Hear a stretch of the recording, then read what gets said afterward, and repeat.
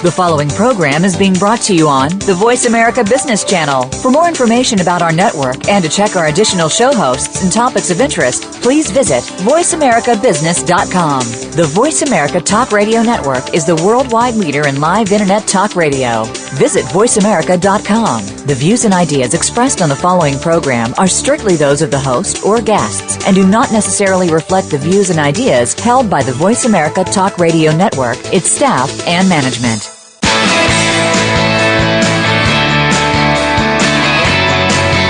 Forbes magazine recently reported that there were 1,210 billionaires in the U.S. collectively. They were worth over $4.5 trillion. America continues to be the world's largest economy and boasts the lion's share of this ultra-rich class of people. In spite of this fact, an estimated 46.2 million people in America are living in poverty today. Where are we going wrong, and what can we do about it? Welcome to Wealth Solutions for the 99% with your host, Paul LaJoy. Let us show you some of the strategies that will set you on the path to building personal wealth. These are proven strategies that are working for others and can work for you too. Now, here is your host, Paul LaJoy. Good morning, good afternoon, wherever you are in America or around the world. And welcome to my show. It's impossible to be poor in America. Wealth Solutions for the 99%. Every week we show you how to create wealth and how not to be poor in America. And if you're listening around the world, how not to be poor wherever you are. Last week I talked about the top 100 people, athletes. Now I talked about people like Tiger Woods and Federer and all these people are making a lot of money playing sports. I mean, some of the sports look really laid back, like golf, yet they're raking a lot of money. Okay, I say that America is still the number one country if you want to make money. And why do I say that? Last week, I was in New York, and I was at the Empire State Building where I saw how beautiful that city is. And this week, I happened to be in Phoenix, Arizona. This is my first time to Phoenix, Arizona. Just amazing how big this country is. And how can anybody possibly be poor in America? I don't get it. America has 50 states. And I've only been to 13 of them. I was counting last night. Only 13 states I've been to. So I still have a lot of states to go to. I've never been to Hawaii. Can you imagine how amazing that place is? Remember, if you just live in Hawaii, you can make a lot of money just taking pictures and filming Hawaii and putting it on YouTube. Can you imagine that? I mean, just being here in Phoenix, Arizona is kind of very different from where I live in the Bay Area. It's very warm and it's very bright. And I can't help but take my camera out and start taking pictures. I see some structures here that I don't even know what they're called. But maybe like rock formations and stuff. So I can't wait until after this show today to go out and start taking pictures. And I'll put them on Facebook and put them on Instagram. Can you imagine that? America still has a lot of parks. America has a lot of parks. Yosemite, I've only been to a few of them. Yosemite Park, in California. It's amazing. If you go there, I mean, we just all strong by what America has to offer. And that's just one of them. They have the Grand Canyon. They have all these places that you can go to. And, you have fun. Tourism. You talk about tourism, people go around the world. Tourism, it's a good wealth generator. And you can actually take part in this and not be poor in America. Right? How about entertainment? America still controls the world in terms of music, movies, TV shows. Which other country has as many TV shows, as much music, as many movies as America does have, and influences the world? About multinational companies like Apple, Google, Yahoo, Facebook, Exxon, Chevron, Texaco, Intel, AMD, YouTube. They're moving and shaking the world. And these are American companies. Which other country in the world can boast of things like this? I'm going to talk about immigration. Immigration is very much in the news, right? And it's been in the news for a long time. Which other country boasts as many people wanting to come to it as America does? They have what they call the DV lottery, the diversity lottery. Okay, so basically a lot of people really every year want to come to America. So this is still the greatest country in the world. right? So if you live in America, just the fact that you live in America, you have every reason to be wealthy. As I mentioned earlier, this week I was in Phoenix. I'm actually still here right now. I'm leaving tonight.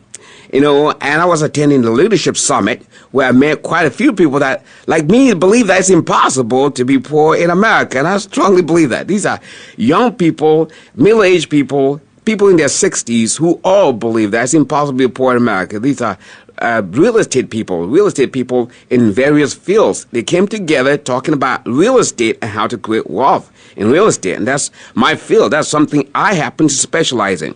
And then joining me on the show today is an expert. He's been doing this for 35 years. He's an expert in IRA and how to use IRA to create massive wealth. Well, at least create wealth or not be poor in America. His name is Mr. Scott Blair. He lives in the beautiful city of Houston and works out there in D.C. area. So I'm so delighted to have Mr. Scott Blair join me today on the show, and we'll talk about how to create wealth using IRA. So, Scott, are you there, sir? I am, Paul. Thank you for that introduction. I am excited to be here with you today, and was thrilled to see you yesterday in Phoenix.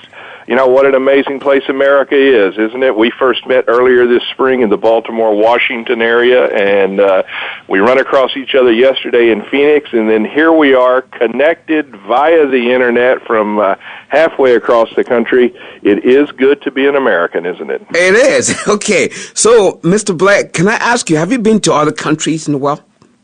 I have been to other countries. I have, managed to travel to Europe a few times, and I, of course, have been to several of our southern neighbors a few times, and some of those to the north. So, I have been fortunate enough to view the rest of the world on occasion. Interesting. So, people say that America, the era for America to be a great country, a land of opportunity, is over.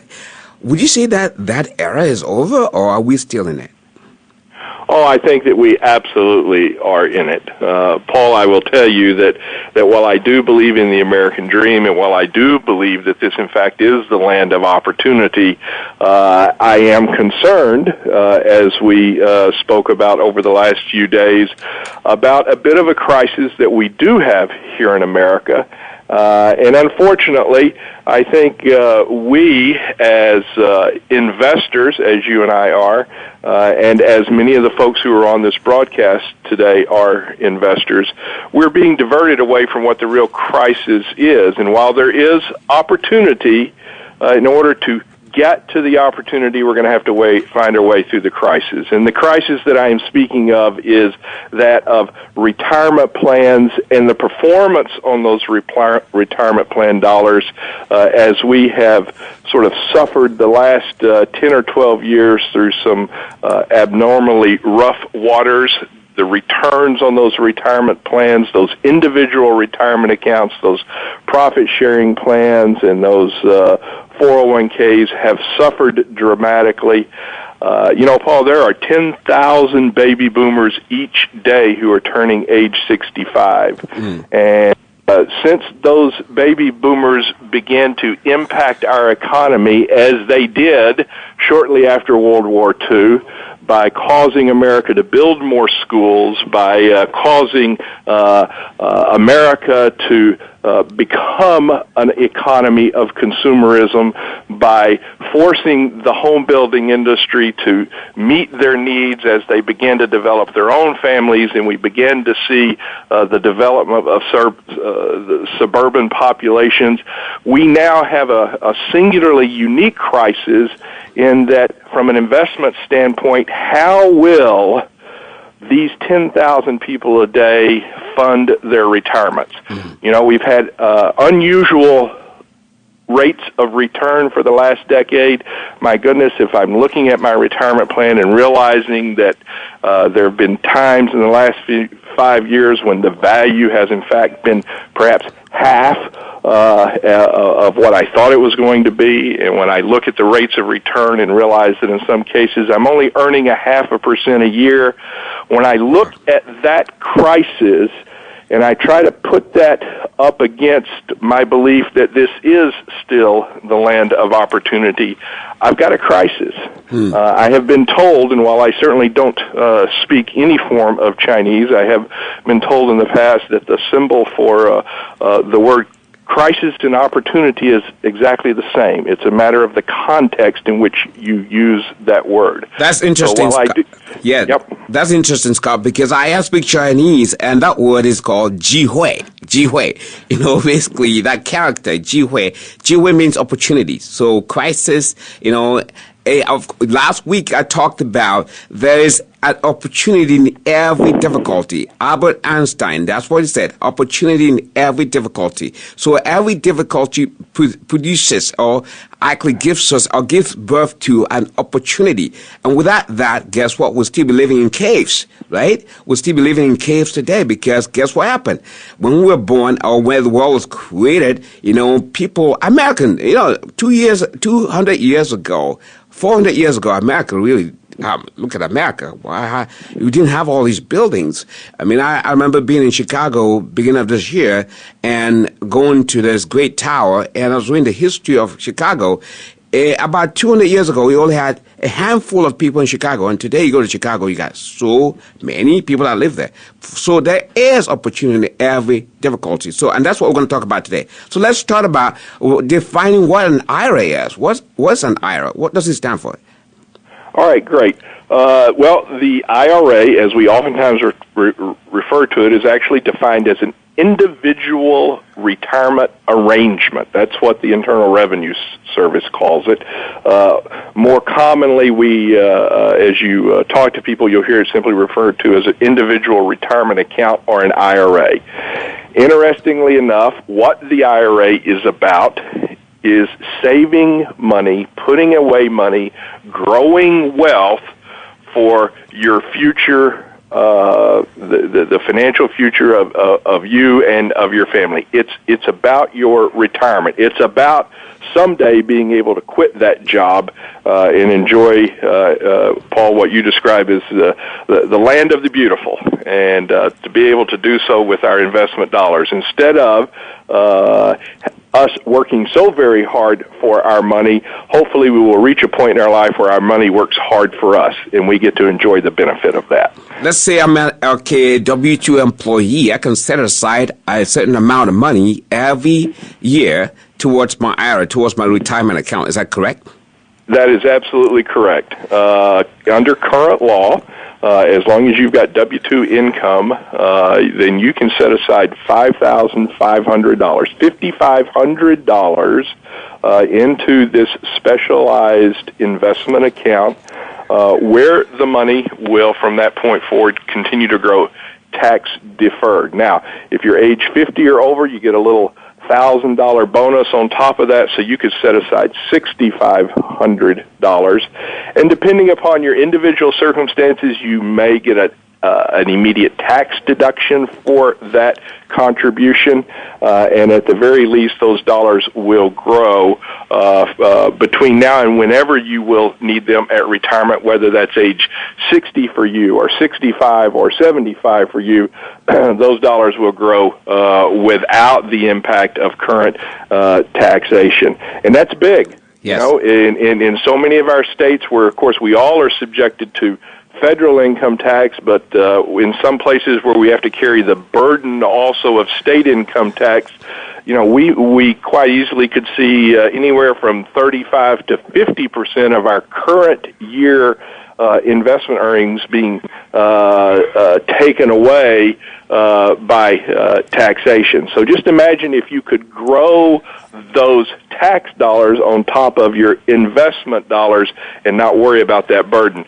The miracle of compounding interest really comes to mind when I begin to discuss this feature. Very good. So we'll talk about that gradually because I want everyone who's listening now to actually get the message and get it right. So we're going to talk about, the average person who's listening to this show is actually an investor who works for a company there in the Bay Area or works somewhere and have a W-2 income and basically want to see how they can expand their wealth or increase their wealth. So we're going to talk gradually, right, without having to go into details. If you want to talk details, then they can call you. And at the end of the show, we're going to give the number out.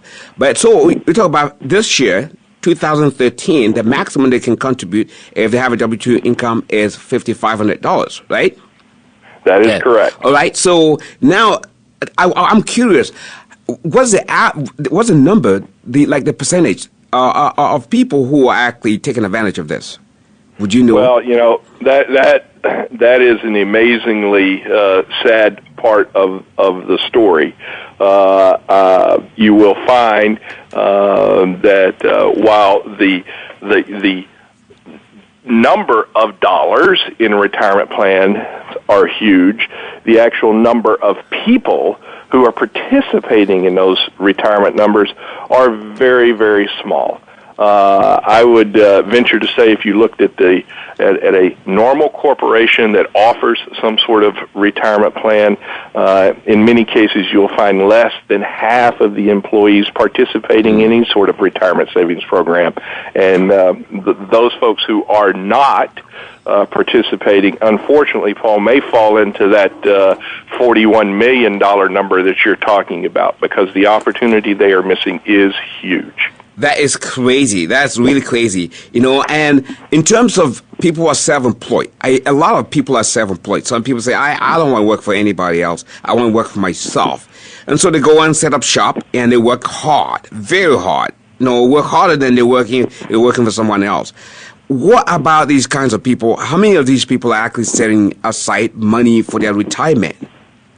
Well, what a great group of people these are. I mean, clearly the backbone of our economic engine are those entrepreneurs who are willing to take on personally the responsibility of wealth and their wealth, and providing jobs for other people so that they too can build wealth.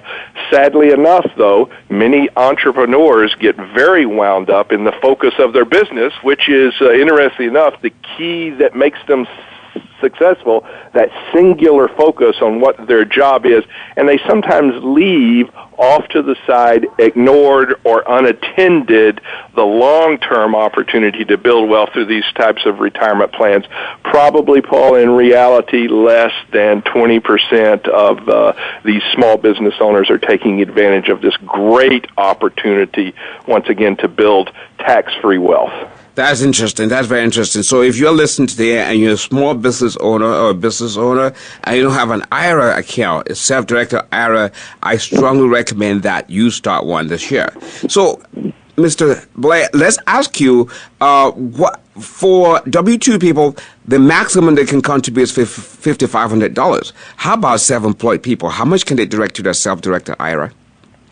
Well, certainly as a self-employed person, as long as you can show, as a self-employed person, you work typically not with a W-2 income, but you work with what's referred to as NIA, or net operating income, really is what we're talking about. So we certainly can, as a small business person, as long as I've got that net operating income. The key, I like to tell people, is look at those dollars where you're paying, employment tax, because it's those dollars then that are eligible to be contributed to some sort of retirement plan. Clearly, the self-employed person can participate in the IRA at that $5,500 level, but if the business owner is interested in accumulating even more money, then there are various types of retirement plans available uniquely to them where they could put away as much as $55,000 a year, depending on what that net operating income looks like. But a huge opportunity to set aside tax-free dollars. That is interesting. So I want to divert a little bit by talking about 401k. So how is a 401k different from IRA? Because that's another retirement vehicle that employees have. Yep. The 401k, Paul, is probably the one that an employee is actually most familiar with, Yes. especially if they're at a larger company. Now, it may have any number of names depending upon what your company has chosen to refer to it, but it really, 401k is the Internal Revenue Code section that defines this retirement savings plan. And the beauty of this type of plan is that money can be taken right out of my paycheck, put right into an investment fund, and as a saver, I never miss it because it simply comes out on a pre-tax basis just like my income tax, my Social Security, my Medicare, and any of my health plan benefits. And because it is coming out pre-tax, what we find oftentimes with folks is that in actuality, there's not as big of a hit on their net bring home pay as you might think there would be because we've got a pre-tax calculation. Mm-hmm. Now, what's really fun is that some of the larger, more successful companies have in place what's referred to as a match, yes, which means that they will also contribute to your retirement plan at some level matching what you are contributing. For example, if I have signed up with my company's 401k plan and I've said I want to have 5% of my paycheck to go into my 401k plan, my company may say something like, for all employees who put in 5%, we'll match that at 2.5%. So, if I put in 50 cents, they'll put in 25 cents. Paul, tell me this. At the end of the year, yes, if I'm putting in 50 cents and my company's matching that 25%, how can I possibly lose? Well, how can you possibly lose? Scott, what I tell people is that they should max out. So if your company, if they allow you to actually contribute up to 15% of your pre-tax money towards your IRA, why don't go ahead and do that, right? Because basically you're building wealth for yourself in the future. And we're going to talk details about how they can use these vehicles, like, to even make more money than what they're typically getting right now, because you said that typically they're getting about 0.5% return on the channels that they're using right now. And we're going to talk about how to use this in real estate. We're going to take a quick break. When we come back, we're going to talk more about how to create wealth using your 401k, using your IRA. It's impossible to be poor in America, and you are in for something great today, and we can't wait to tell you more. We'll take a break now.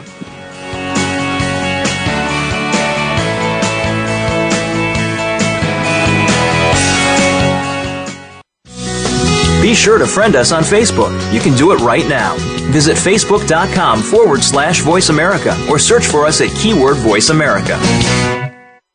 Dialogue is the single most powerful leadership tool we have to make a difference in the world. Leading Conversations with host Cheryl Esposito creates a place for that dialogue. Tune into the Voice America Business Channel every Friday as Cheryl hosts new conversations among leaders from around the world in business, government, art, economics, and social change. We'll explore big ideas and everyday actions and learn how their own leadership has led them to discover a newfound sense of possibility in the world. Leading Conversations with Cheryl Esposito, bringing big thinkers together in conversations that make a difference, right here on the Voice America Business Channel every Friday morning at 10 a.m. Pacific Standard Time. Hi, I'm Rebecca Costa, host of the Costa Report every Tuesday at 6 a.m. and again at 6 p.m. This week, my guest is outspoken former congressman and one of our country's most prominent gay public figures, Mr. Barney Frank.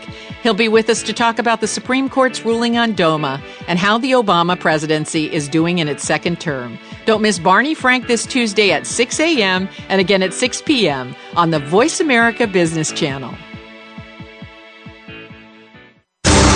What's going on behind the scenes with your favorite Voice America show or host? For the latest news, visit the iRadio blog at iradioblog.com.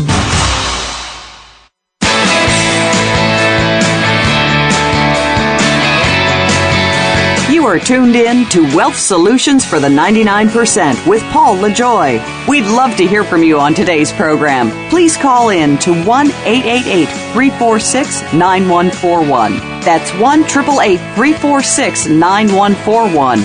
Or email us at lajoysolutions@gmail.com. Now, back to Wealth Solutions for the 99%. Well, America, the incredible country, how you can create wealth. And never before here, we're talking about, creating wealth.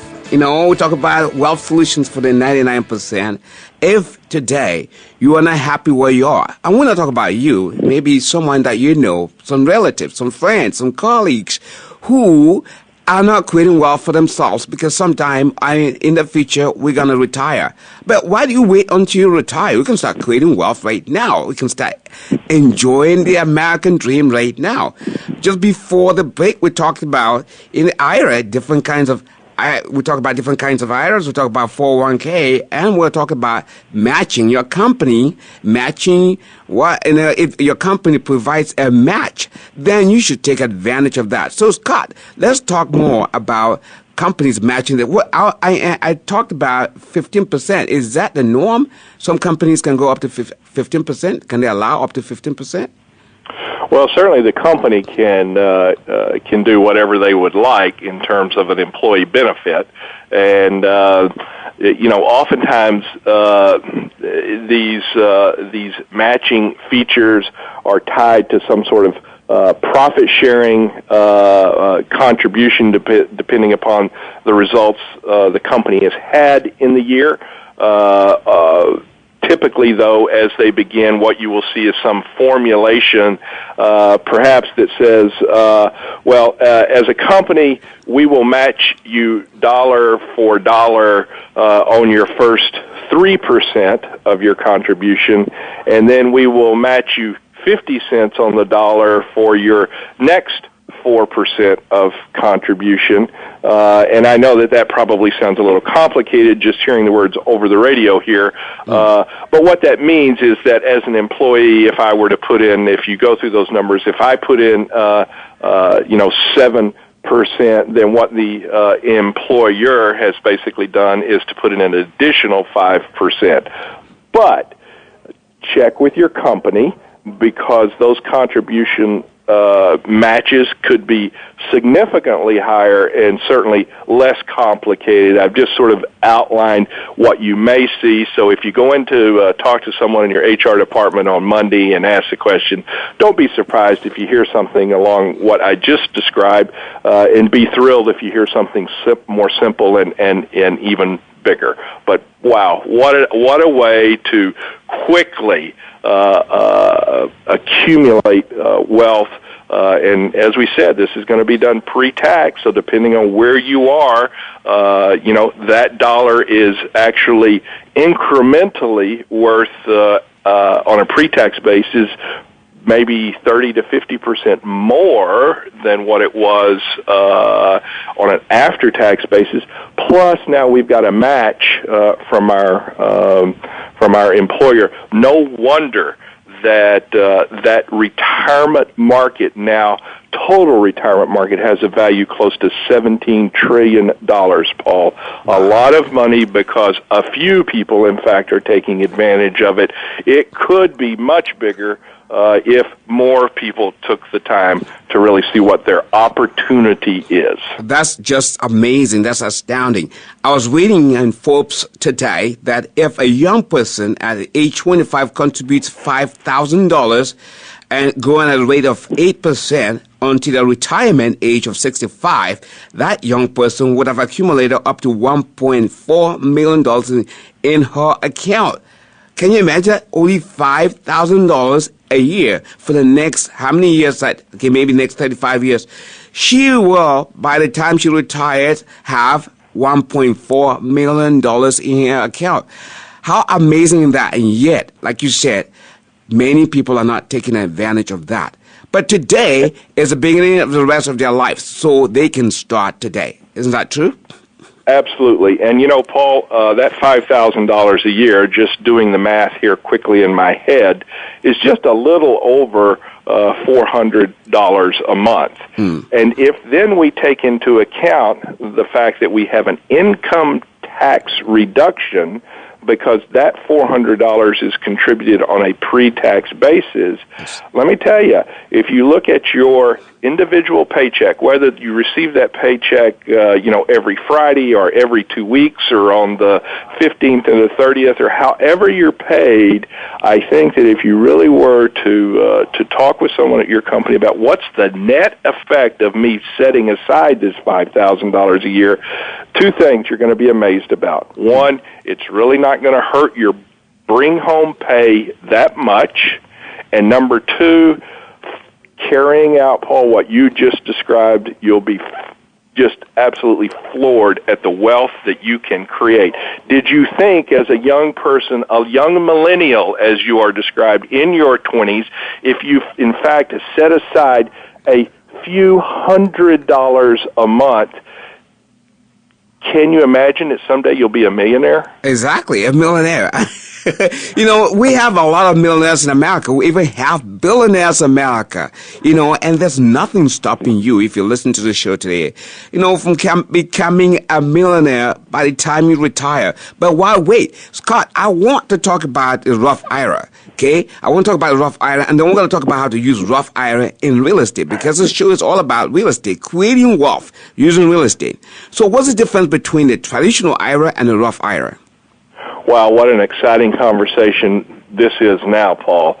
The Roth IRA gives to me as an investor a brighter future, I think, than we have just spent the last half hour describing. Think about this, if you will, because I went through some technical descriptions about what happens with this IRA and this 401k contribution, about there, in fact, being some current tax advantages to that, and we talked about how to grow that to $1.4 million. Now, while we have grown dollars on this tax-deferred basis, here's the part of the story you need to know about, is that when I start pulling that $1.4 million out to live on, to fund my retirement, Uncle Sam's going to want a piece of that withdrawal every time. Yes. All right? Yes. Now, let's talk about this Roth IRA.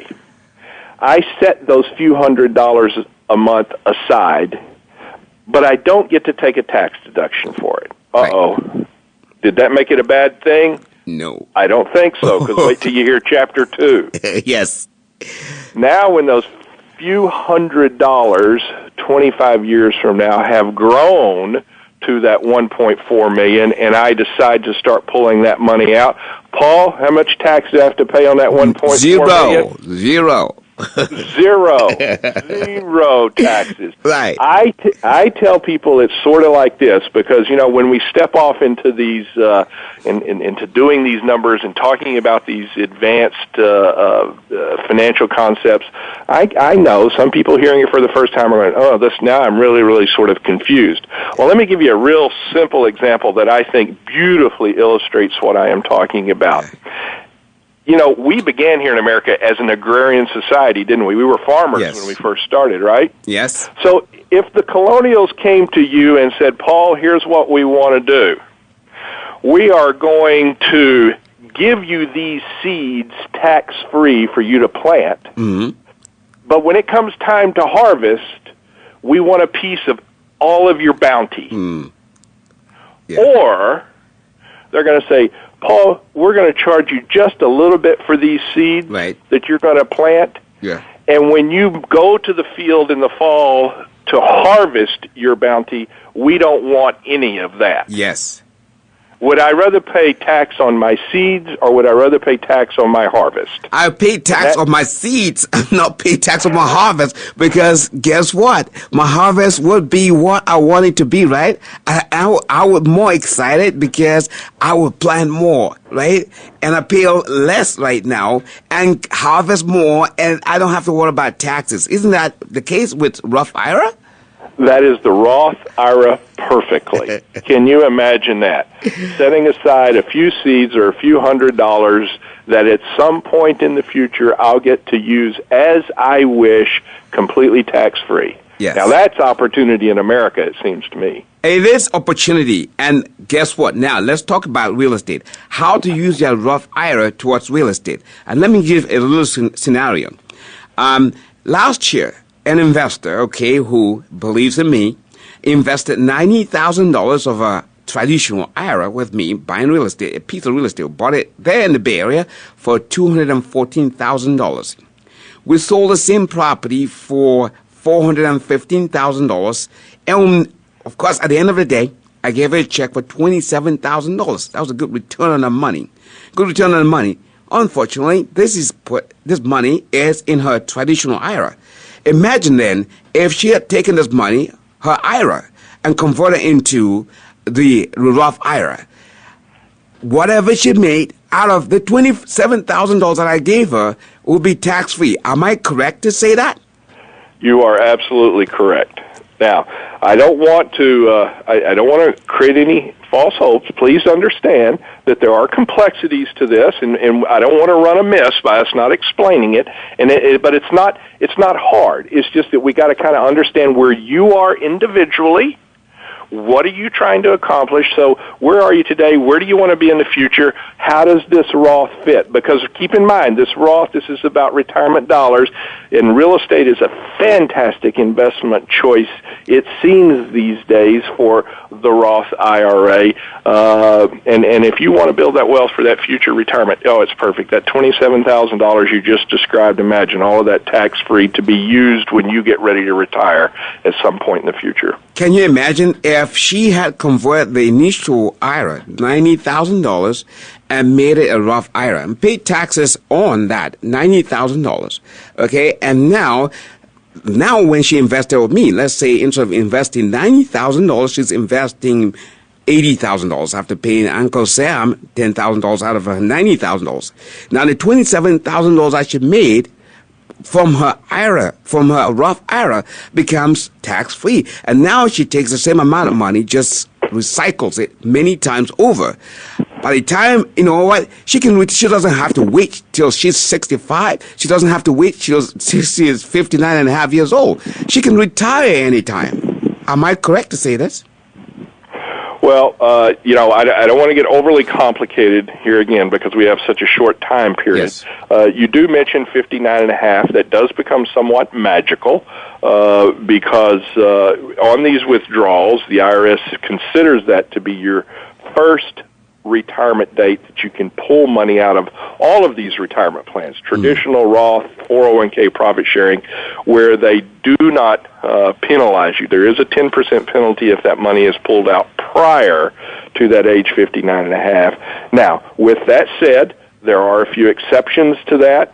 We're not going to go into those exceptions today, but there may be a situation in your life where perhaps some of those monies could be withdrawn without that penalty. Keep in mind, it's personal. We'll be happy to discuss offline with you. But once again, there is a harvest with no taxes. What are your individual goals? Would you be better off not paying taxes, or are you better off paying taxes? How's that for a question to answer, Wow, Paul? That's good. That's good. So we talked about very few people, or a small percentage of people, taking advantage of these retirement vehicles. And now let's talk about people that have retirement vehicles.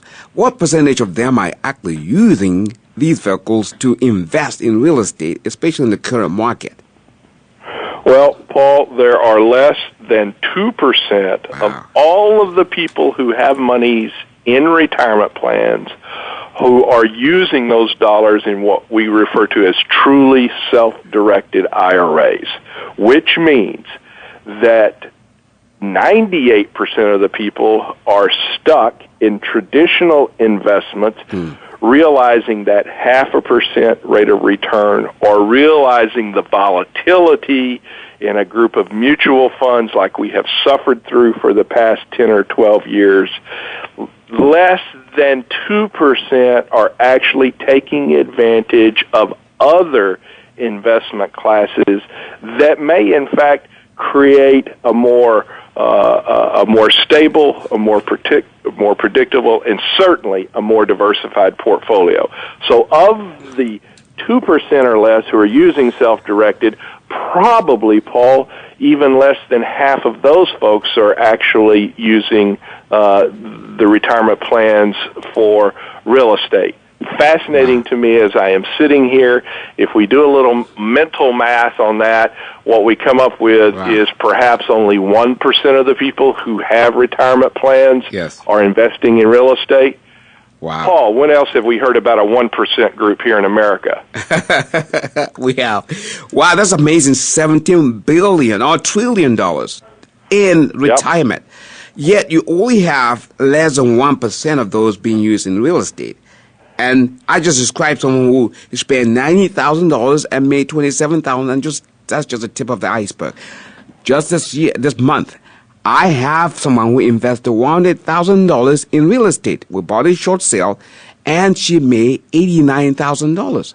Can you imagine if she used that? If that was her IRA, the Roth IRA, and she invested that amount, we see humongous profits being